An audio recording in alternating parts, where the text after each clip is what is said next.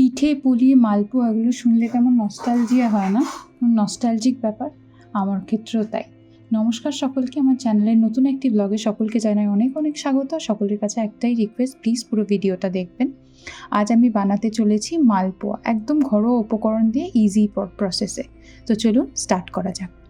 সবার ফার্স্টে আমি কিছু উপকরণ নিয়েছি মালপোয়া বানানোর জন্য। যেমন এখানে নিয়েছি মৌরি, এখানে নিয়েছি ময়দা, সুজি আর গুঁড়ো দুধ। তো সবার ফার্স্টে আমি মেজারমেন্টটা করে নেব। মেজারমেন্টটা কিন্তু ভীষণ ইম্পর্ট্যান্ট। আমি এখানে একটা বাটি নিয়েছি, এই বাটির মাপ করে নিচ্ছি 1 বাটি ময়দা। এবার দিয়ে নেব এই বাটির মাপ করে হাফ বাটি সুজি। এবার এই দুটো মিশ্রণকে বাটির মধ্যে ঢেলে দিলাম বড় পাত্রতে। আর দিয়ে নেব অল্প পরিমাণে লবণ। এই লবণটা কেন দিচ্ছি? কারণ পানসে ভাবটা একদম কেটে যাবে। দিয়ে এবার খুব ভালো করে এই শুকনো উপকরণগুলোকে খুব ভালো করে মিশিয়ে নিতে হবে।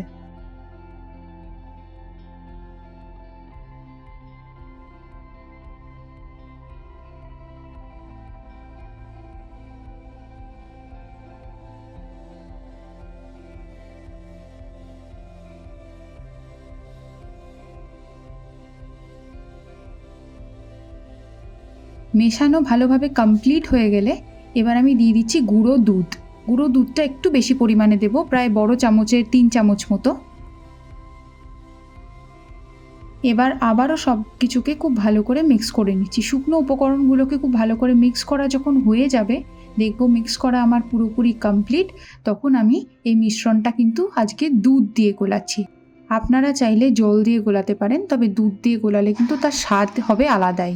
খুব ভালো করে দুধ দিয়ে মিশ্রণটাকে কিন্তু গুলিয়ে নিতে হবে। একবারে কিন্তু পুরো দুধটা আমরা ঢেলে দেব না, অল্প অল্প করে দুধটা ঢেলে মিশ্রণটাকে গুলিয়ে নিতে হবে।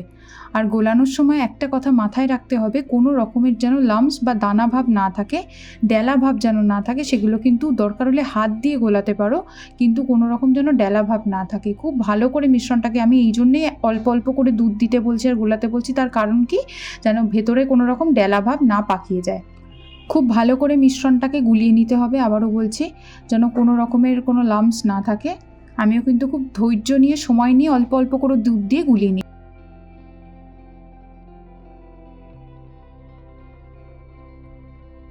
দিয়ে নিচ্ছি অল্প পরিমাণে বেকিং পাউডার, হাফ চা চামচ বেকিং পাউডার দিয়ে নিচ্ছি। এটাও কিন্তু খুব ভালো করে আমি গুলিয়ে নিচ্ছি। এবার মেন উপকরণটা দেব। এবার দেব চিনি। চিনিটা আমি যেই বাটির মাপ করে ময়দা নিয়েছিলাম সেই বাটির হাফের একটু বেশি পরিমাণ দিচ্ছি। আপনারা যদি মিষ্টি বেশি খান সেক্ষেত্রে বেশি ব্যবহার করতে পারেন। এবার কিন্তু মন দিয়ে ভালো করে মিশ্রণটাকে গোলাতে হবে। কোনো রকম কিন্তু এই ক্ষেত্রে মানে ফাঁকি মারলে চলবে না, একদম মন দিয়ে গোলাতে হবে। চিনির যেন দানাভাব না থাকে। আর একটা উপায় করতে পারো, যদি চিনি গোলাতে খুব অসুবিধা হয় তাহলে গুঁড়ো চিনি ব্যবহার করতে পারো। সেক্ষেত্রে চিনিটা ডাস্ট ফর্মে করে তোমরা ব্যবহার করতেই পারো। আমি আর সেটা করিনি আলাদা করে, আমি তাড়াতাড়ি করছি তো আমি চিনিটা গুলিয়ে নিচ্ছি। সাডেন প্ল্যান হয়েছে আজকে, খুব ইচ্ছে করছিল। একটা কথা বলি শোনো, এটা গোলাতে গোলাতে আমি এই পিঠে পুলিটা কিছুটা মায়ের থেকে শিখেছি, আর এই মালপোয়াটা বানানোটা কিন্তু আমার ঠাকুমার থেকে শিখেছি। খুব সম্ভবত আমি যখন ফার্স্ট ইয়ারে পড়ি, মানে প্রথম বর্ষের যখন ছাত্রী, তখন আমার ঠাকুমা আমাকে কিন্তু মেজারমেন্টটা শিখিয়েছিল, কীভাবে অ্যাকচুয়াল মালপোয়াটা ফুলবে বা এক্স্যাক্ট মালপোয়া কীভাবে বানানো যায়। প্রথম কয়েকবার কিন্তু আমি ফেলিয়ার হয়েছিলাম, কিন্তু তারপর কিন্তু এক্স্যাক্ট মালপোয়াটা আমি বানাতে পেরেছিলাম। জানো তো, এই কীভাবে কতটা সুজি দিতে হয়, কতটা ময়দা দেওয়া উচিত, চিনির পরিমাণ কীভাবে মেজারমেন্ট করতে হয়, প্রত্যেকটা জিনিস কিন্তু আমার ঠাকুমা আমায় হাতে ধরে শিখিয়েছিল। তাই হঠাৎ আজকে ফোনটা স্ক্রল করতে করতে এত মনে পড়ছিল, ভাবলাম বানিয়েই ফেলি, সব কিছু তো ঘরে আছেই। আর জানো তো, ঘরোয়া উপকরণ দিয়ে কিন্তু খুব সহজেই তোমরা পিঠে পুলি বা এটাকে তেল পিঠে অনেকে বলে থাকে, এটা বানিয়ে নিতে পারো। এই দেখো, কথা বলতে বলতে কিন্তু আমার এই চিনিটা গোলানো একদম কমপ্লিট। দেখো, কোনো দানা ভাব বা লাম্পস কিছু নেই। তো এইরকম টেক্সচারটা কিন্তু আসবে, একটা ঠিক ব্যাটার তৈরি হবে। খুব ঘনও না, খুব পাতলা জলের মতো নয়। তো এবার কি, এবার আমি কিছুক্ষণ রেস্টে রেখে দেবো 10 মিনিট, তারপর এটাকে ফ্রাই করে নেব। 10 মিনিট পর আমি চলে এলাম। এবার কড়াইটা বসিয়ে নিয়েছি। কড়াইটা গরম হওয়ার সাথে সাথে আমি কিন্তু সাদা তেল দিয়ে নিচ্ছি, আর তেলটা কিন্তু বেশি পরিমাণে দিতে হবে। এটা কিন্তু ডিপ ফ্রাই না করলে একেবারেই ফুলবে না, এটা কিন্তু মাথায় রাখতে হবে। তেলটা যখন দেখবো খুব ভালোভাবে গরম হয়ে গেছে, তখনই কিন্তু আমি মালপোয়াগুলো ছাড়বো, না হলে কিন্তু একটা মালপোয়াও ফুলবে না, এটা কিন্তু মাথায় রাখতে হবে।